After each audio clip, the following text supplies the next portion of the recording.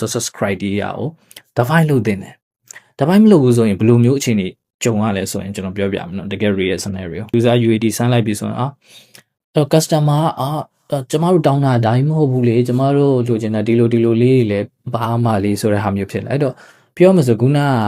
ကျွန်တော်တို့ဒီsuccess criteria ကိုတည်ချာ define လုပ်ခဲ့တဲ့အတွက်အဲ့လိုမျိုးကျွန်တော်တို့confusion တွေဖြစ်စေတယ်ပေါ့နော်အဲ့တော့များသောအားဖြင့်ကျွန်တော်တို့ဒီ ERP လောကမှာကြားနေကြပါလဲဆိုတော့ဟာကျမတို့က customer လေးကျမတို့ကဟိုဒီ system ကိုနားလဲရမဟုတ်ကျမတို့ကတော့နားလဲတယ်လို့ပြောမှာပဲဒီအကိုတို့ဘက်ကဒီ consultant တွေက professional လေ professional ဆိုတော့ဒါ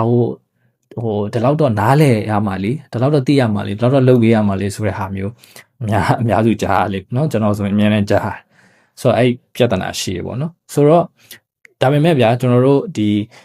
ခုနလိုမျိုးဒီအစပိုင်းမှာဒီ request တစ်ခုလာနဲ့ဒီ success criteria ပေါ့နော်ဒီ deliverable လုပ်မဲ့ဟော success criteria ဟောကျွန်တော်တို့ဒီရှင်းနေအောင်လုပ်ထားတာအကောင်းဆုံးပဲဒါပေမဲ့အဲ့ဒါကတော့ up for တော့ site ထုတ်ဖို့လိုတယ်เนาะဒါကျွန်တော်ဆိုလဲအခုတည်း drive လုပ်နေရတော့မယ်ကျွန်တော် team ကိုပေါ့လဲဆိုတော့အဲ့ဒီ app ဖို့များသောအားဖြင့်မလုပ်ချင်ကြဘူးလူတွေကเนาะ